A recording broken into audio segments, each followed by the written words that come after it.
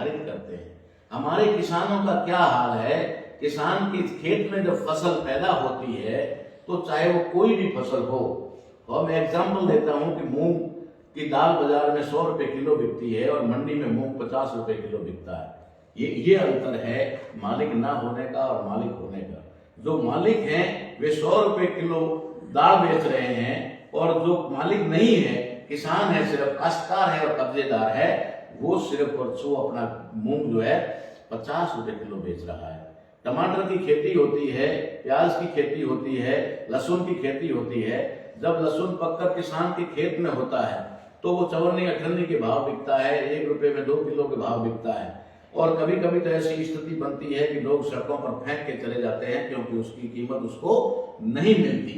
लेकिन साथियों, जब वो मंडी में चला जाता है, जब वो व्यापारियों के हाथ में चला जाता है, जब वो कोल्ड स्टोरेज में जमा हो जाता है और जमाखोरी का शिकार हो जाता है, तो उसके बाद में जब मार्केट में उसकी कमी आती है तो 2 रुपए किलो वाला या 1.5 रुपए किलो वाला टमाटर 200 रुपए किलो बिकता है। जो लहसुन 5 रुपए 10 रुपए किसान के खेत से निकलता है वो 300-400 रुपए में बिकना शुरू हो जाता है। जो प्याज किसान के वहां से 50 पैसे के भाव से निकलता है वो चल करके 125-150 रुपए हो जाता है। ये जो अंतर है ये सिर्फ एक वजह से है, और उसका कारण मात्र एक है कि किसान को भूमि का मालिकाना हक नहीं है। वो सिर्फ जोत करता है, वो सिर्फ किसानी करता है, वो सिर्फ काश्त करता है, और काश्त करता है तो काश्तकार है। और अब तो काश्तकार भी नहीं है, काश्त वो करता जरूर है लेकिन जमीन के ऊपर वो कब्जेदार है, और उसका कब्जा कभी भी हटाया जा सकता है। तो इसलिए साथियों, हमारी इस किसान के प्रति जो भी जानकारी है, किसानों को किस प्रकार से अपने हक की लड़ाई लड़नी चाहिए, क्यों वे मुट्ठी भर लोग किसानों को इतने बड़े वर्ग को दबा देते हैं, क्योंकि उन्होंने हमारे लोगों को 2 पार्ट में बांट रखा है। एक तो राजनीतिक पार्ट है जिसमें हमारे लोगों के सैकड़ों टुकड़े हो चुके हैं, कोई बीजेपी में है तो कोई कांग्रेस में है। आज हम देख रहे हैं कि किसान जब सड़कों पर है तो बीजेपी से जुड़े हुए हमारे लोग, हमारे किसान वर्ग के लोग, हमारे ही भाई जो है वो उन किसानों का विरोध कर रहे हैं, या उन्हें खालिस्तानी बता रहे हैं, या उन्हें उग्रवादी बता रहे हैं, उपद्रवी बता रहे हैं। इस प्रकार के नाम देकर के वो कर रहे हैं।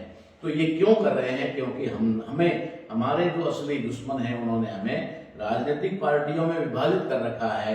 जो पार्टी सत्ता में होती है, जिसके समर्थक होते हैं, वो पार्टी चाहे कितना भी गलत काम करे लेकिन उसके बावजूद भी उसके समर्थक उसकी सराहना करेंगे, उसकी तारीफ करेंगे, चाहे वो कितने ही बड़े सत्यानाश का काम क्यों ना कर रहे हो, चाहे वो उसके भाइयों के अधिकारों को खत्म करके उन्हें मिट्टी में क्यों न मिला रहा हो, लेकिन उसे तो वो अच्छा ही लगेगा।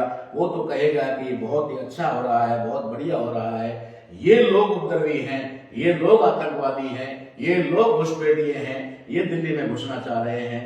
इस प्रकार से किसानों के साथ जो भेदभाव हो रहा है वो सिर्फ इसलिए हो रहा है कि किसानों को अपने संवैधानिक अधिकारों की जानकारी नहीं है।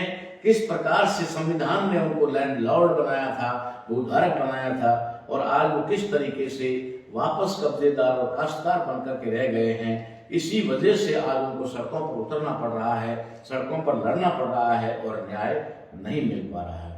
इसलिए हमारा पहले जो हमने किसान आंदोलन में संवैधानिक आंदोलन बनाने का बीड़ा उठाया था, और किसान आंदोलन को संवैधानिक आंदोलन की तरफ हमने डाइवर्ट कर दिया, जिसकी वजह से सरकार को डर लगा कि अगर ये संविधान की तरफ बढ़ेगा तो हमारे लिए बहुत बड़ा नुकसान हो सकता है, ये सारे किसान संविधान समर्थक हो जाएंगे।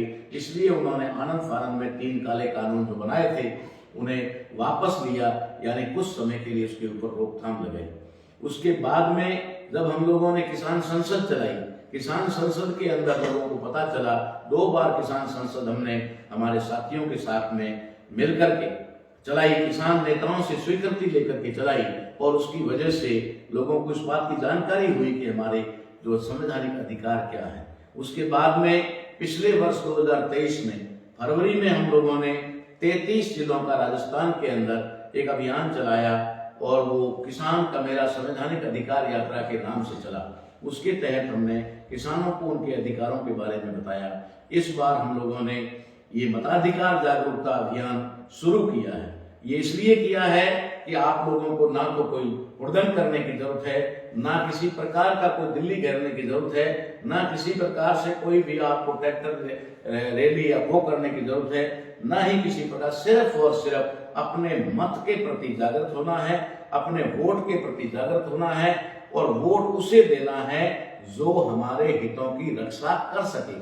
बस इतना सा ही काम करना है। आपको किसी भी प्रकार का कोई, ना तो सरकारी संपत्ति को नुकसान पहुंचाना है, ना को प्रशासन को, ना को पुलिस को, ना किसी प्रकार को विरोध में खड़ा नहीं करना है।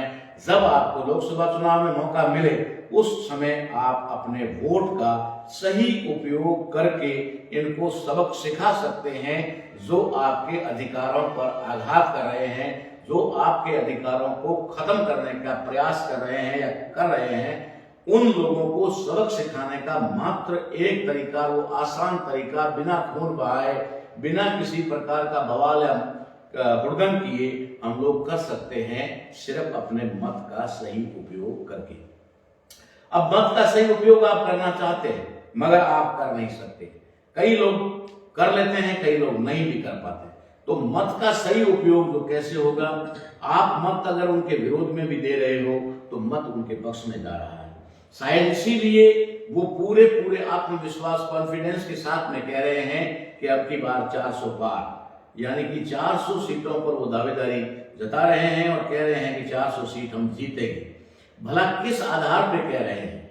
हम जानना चाहते हैं किस आधार पे कह रहे हैं। अगर वो ये कह रहे हैं कि हमने राम मंदिर बना दिया, उसका उद्घाटन कर दिया, अगर वो कह रहे हैं कि हमने हिंदू राष्ट्र भी लगभग बना दिया और हिंदुस्तान बना दिया, अगर वो कह रहे हैं कि हमने इस देश से मुसलमानों को दबा दिया, अगर वो कह रहे हैं हमने इस देश के क्रिश्चियंस को, बौद्धों को, जैनों को, सबको दबा दिया, अगर वो कहते हैं कि हमने हिंदुत्व को प्रस्तावित कर दिया और पूरे के पूरे हिंदू 100% हमें वोट देंगे, इस आधार पे अगर आप कह रहे हो और आपको पूरा का पूरा यकीन है कि 400 सीटें हम जीत रहे हैं, तो मैं उन लोगों को निवेदन करना चाहता हूं कि एक बार ईवीएम हटा करके आप अपने भरोसे पर कायम रहो। आपकी जनता आपके साथ में रहेगी, 400 से ज्यादा सीटें आपको दिलाएगी, यह आपको पूरा का पूरा विश्वास है। तो फिर ईवीएम का सहारा लेना बंद करो। ईवीएम क्यों? क्योंकि उन्हें पता है कि हमें वोट कोई देने वाला नहीं है। किसान से लेकर के ड्राइवर तक, मजदूर से लेकर के कर्मचारी तक, युवाओं से लेकर के स्टूडेंट्स तक, सारे लोग जब सड़कों पर है तो 400 सीट में वोट देने वाले कौन है? ये पता है उन्हें कि हम ईवीएम के माध्यम से वोट लेंगे और 400 सीट निर्धारित करके उसे जीत लेंगे। ये तयशुदा प्रोग्राम है। इसलिए हमारे किसान भाइयों से भी मैं इस मुद्दे पर ये बात कहना चाहूंगा कि अगर आप इस देश का मालिक बनना चाहें, कृषि भूमि का मालिक बनने का मतलब है आप इस देश के मालिक, आपको देश का मालिक बनना है, आपको सत्ता पर काबिज होना है, आपको खेत में हल चलाने के साथ साथ संविधान में कलम चलानी है, तो फिर आप लोगों को इस संवैधानिक अधिकार का पक्ष लेना पड़ेगा। संविधान के अधिकार को पक्ष को लेते हुए आपको आने वाले इलेक्शन के अंदर ईवीएम मशीन का विरोध करना होगा। जितनी ताकत आप दिल्ली की सड़कों पर झोंक रहे हैं, जितनी ताकत आप लोग उस लोग क्या कह सकते हैं, बदमाशों के या फिर जमीन बिके हुए लोगों के खिलाफ कर रहे हैं, इतनी शक्ति, इतनी ताकत, इतना धन अगर आप ईवीएम को बैन करवाने में लगाएंगे या ईवीएम बैन करने वाले जितने भी संगठन है, सामाजिक संगठन है, उन संगठनों का अगर आप साथ सहयोग करेंगे तो मुझे पता है निश्चित तौर पे हम अपने इस एजेंडे में सफल होंगे और हम इन नकारा और स्वार्थी लोगों को, हमारे देश के गद्दारों को, दुश्मनों को सत्ता से बाहर कर सकते हैं। ऐसा मैं पूरे विश्वास के साथ कह सकता हूं। इसके लिए हमने पहला कदम उठाना होगा और वो कदम होगा हमारा ईवीएम मशीन को हटाने का।